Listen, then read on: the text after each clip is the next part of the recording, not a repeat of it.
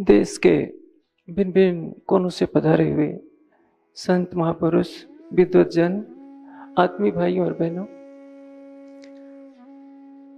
अध्यात्म जगत में जिज्ञासा रहती है कि ब्रह्म कहते किसको है। मैं सामान्य रूप से सीधी भाषा में कहता हूं, यस्मात् परो न अन्यत् किंचित, जिससे श्रेष्ठ कुछ नहीं है। वेद में एक मंत्र आता है, न त्वामान अन्यो न पार्थिवो न जातो न जनिष्यते। हे परमात्मा, तेरे जैसा न कोई था, न है, न होगा। सत्यम ज्ञानम अनंतम ब्रह्म, वही ब्रह्म है। वो प्रकृष्ट सत्य स्वरूप है, ज्ञान स्वरूप है, आनंद स्वरूप है और अनंत है। उसको किसी सीमा के बंधन में नहीं बांधा जा सकता। परमात्मा, धर्म और सत्य तीनों एक अर्थवाची समझ लीजिए। धर्म किसी पूजा पद्धति को नहीं कहते हैं। आजकल सनातन शब्द की बहुत चर्चा चल रही है। हम मूलतः कह देते हैं कि हम सभी सनातनी हैं, लेकिन एक प्रश्न खड़ा होता है, सनातन कहते किसको हैं? सनातन वह है जो अनादिकाल से चल रहा हो, अनंत काल तक चलता रहे। लेकिन ऐसा देखने में नहीं आता। जो विचारधाराएं होती हैं वो मनुष्य प्रतिपादित होती है। संप्रदाय नष्ट होते हैं, बनते हैं, बिगड़ते हैं। संप्रदाय, मजहब या रिलीजन की उनकी उत्पत्ति होती है और दूसरी विचारधाराएं उनको नष्ट कर लेती है। लेकिन जो धर्म वह है, जब सृष्टि नहीं थी तब भी धर्म था, जब सृष्टि नहीं रहेगी तब भी धर्म रहेगा, तब भी सत्य रहेगा। और सृष्टि से पहले भी परमात्मा था और बाद में भी परमात्मा रहेगा। इसलिए जो सत्य है वही परमात्मा है और जो सत्य है वही धर्म है। धर्म की विस्तृत व्याख्या ग्रंथों में की गई है, यहाँ समय नहीं है कि व्याख्या करूं। संकेत में इतना कह सकता हूं, धर्म से तत्वम निहितम गुहायाम। धर्म का तत्व गुहा में निहित है, जो ब्रह्म का साक्षात्कार करता है। एकमात्र धर्म के स्वरूप को वही जानता है। मैं एक थोड़ा सा कटु सत्य कहना चाहूंगा। जब हम कहते हैं कि हम सनातनी हैं तो मुझे कुछ हंसी भी आती है। मैंने कहा जो सत्य है वही सनातन है। सत्य क्या है? मनु जी ने कहा, वेदो अखिलो धर्म मूलम, धर्म की मूल वेद है। क्या आज का तथा कथित हिंदू समाज वेद के अनुकूल आचरण करता है? क्या वेद की मान्यताओं को मानता है?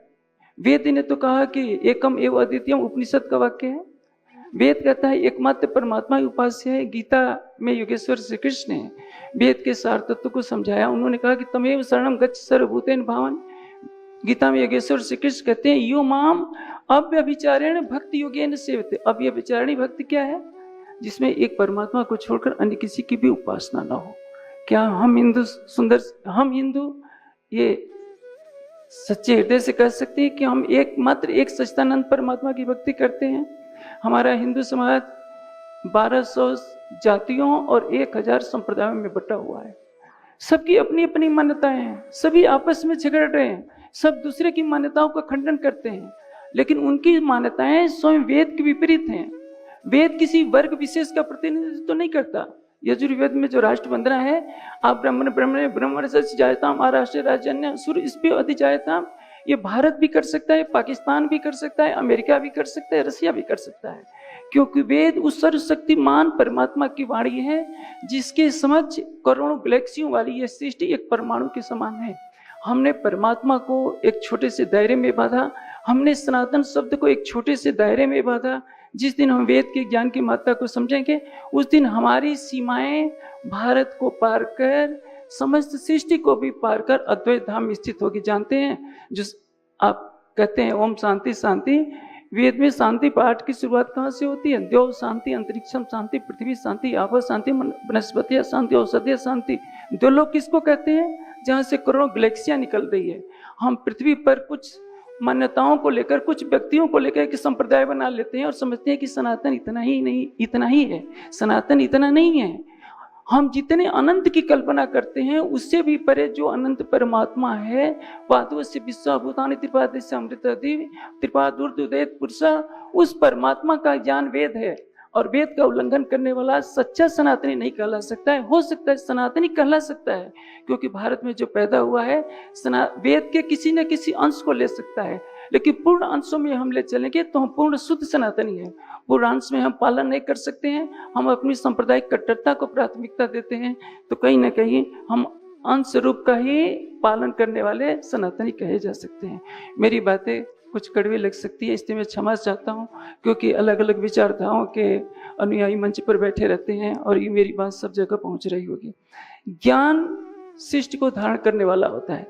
वेद में कहा गया है कि सत्येन उत्पीता भूमि, पृथ्वी किससे टिकी हुई है? सत्य से टिकी हुई है।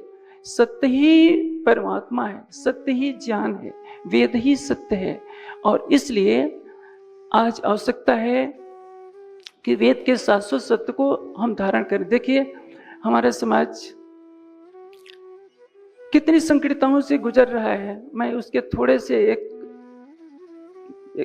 थोड़ी सी एक झलक दिखाना चाहूंगा और उसको सुधारना बहुत जरूरी है। मैंने पहले ही कह दिया, वेद केवल एकेश्वरवाद की करता है, इसलिए योगेश्वर श्री कृष्ण ने कहा कि तमेव शरणं गच्छ सर्वभूतेन भावन। हे अर्जुन, 6 अक्षर से परे जो उत्तम पुरुष अक्षरातीत है, यस्मात् क्षरात् अतीतम अक्षरात् अपि च उत्तम, केवल वही उत्तम पुरुष परमात्मा है और केवल उसी की उपासना करो। हम इसको स्वीकार करने के लिए तैयार नहीं बैठे हैं। आपस में कहेंगे कि नहीं, हमारे इष्ट बड़े हैं, तुम्हारे इष्ट छोटे हैं। दूसरों के इष्ट को छोटा बनाते बनाते ये हिंदू समाज न जाने क्या क्या कल्पनाएं करने लगा। हम जातियों में बट गए। चातुर्वर्ण्य मया सिस्टम गुण कर्म विभाग से, गुण कर्म के अनुसार वर्ण व्यवस्था है, कर्म के अनुसार वर्ण व्यवस्था होनी चाहिए। जन्म के आधार पर कोई जाति निर्धारित नहीं की जा सकती। गीता में श्री कृष्ण ने क्या कहा है कि विद्या विनय संपन्न ब्राह्मण गविहस्तिन, ब्राह्मण में, गाय में, कुत्ते में, चंडाल में जो एकत्व देखता है वो पंडित कहलाता है। क्या हम इसके लिए तैयार हैं? नहीं।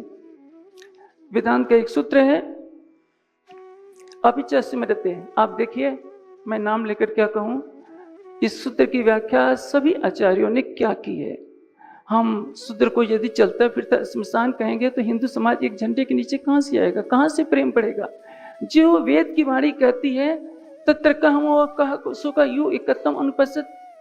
हम सब में एकत्व की बात करने की, देखने की बात करते हैं, लेकिन हम भेद बनाए बैठे हैं हजारों जातियों का। एक जो हमने पौराणिक व्याख्याओं के आधार पर मान्यता कर ली है, परिणाम क्या हुआ? 1000 वर्षों से ये देश पददलित रहा। न जाने 6 करोड़ लोग मारे गए, न जाने कितनों के मस्तकों से मीनारे बना दी गई। विदेशी आक्रांता आए, यहाँ की संस्कृति को मिटाते गए। यहाँ के लोग स्वयं नहीं जान पाए कि उनके पास वेद का ज्ञान था, लेकिन उसको उन्होंने प्रसारित नहीं किया। जो देश सारी मानव जाति को कहता है सर्व आशा माम मित्र भवन्ति, जो देश जिस देश में वेदों का ज्ञान अवतरित हुआ, जिसके लिए मनु जी ने कहा कि एक देश प्रसुत से सहसात अग्र जन्मना, हम एक छोटे से दायरे में आज सिमट करके रह गए हैं। इसका कारण ये है कि हमने वेद के ज्ञान को छिपा दिया। हम जातियों में बटे, संप्रदायों में बटे, और आज आवश्यकता यही है कि हम अपनी भूलों को सुधारें, वैदिक ज्ञान को पुनर्जीवित करें, गुरुकुलों की स्थापना करें।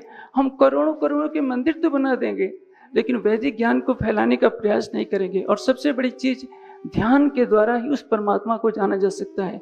आप सारा योग दर्शन पढ़िए, सारी उपनिषद पढ़ लीजिए, वेदांत पढ़ लीजिए, वेद पढ़ लीजिए, सबका एक ही सार आएगा, गुहाम प्रविष्टो आत्मनो ही तद्दर्शनात्। परम गुहा में प्रविष्ट हुए बिना ब्रह्म का साक्षात्कार नहीं हो सकता। और इसलिए ध्यान की प्रक्रिया को बढ़ाने की आवश्यकता है, ज्ञानार्जन की प्रक्रिया को बढ़ाने की आवश्यकता है।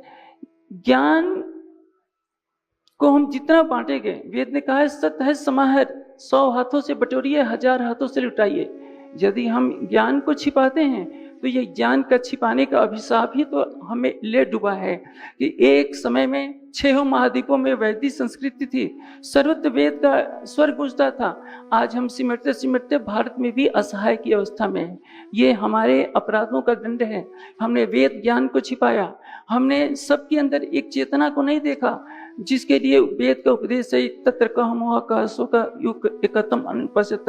हम ब्राह्मण में, गाय में, कुत्ते में, चंडाल में, सब में एक चेतना देखने की बात करते हैं, लेकिन जब व्यवहार की बात आती है तो 1000 जातियों में बैठकर दूसरों को घृणा की दृष्टि से देखने लगते हैं।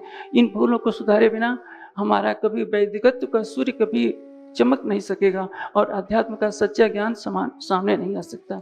इसलिए देश के सामने आवश्यकता है कि सभी वैदिक शिक्षा को बढ़ावा दें, सांप्रदायिकता के द्वेष को, अग्नि को कम करें। सांप्रदायिकता जब तक रहेगी, अध्यात्म का सच्चा स्वरूप निखर नहीं आएगा।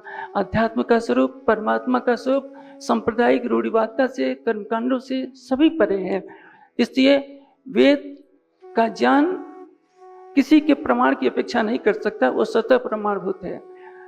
दूसरे जितने भी ग्रंथ हैं वो मनुष्यकृत हैं, परमात्मा वेद मनुष्यकृत नहीं है। इसलिए दर्शन शास्त्र कहते हैं अपौरुषोत्तम वेदांत तत्कर्तु पुरुषस्य अभावात्। और पुरुषे वेद की वाणी को हम प्रसारित करें।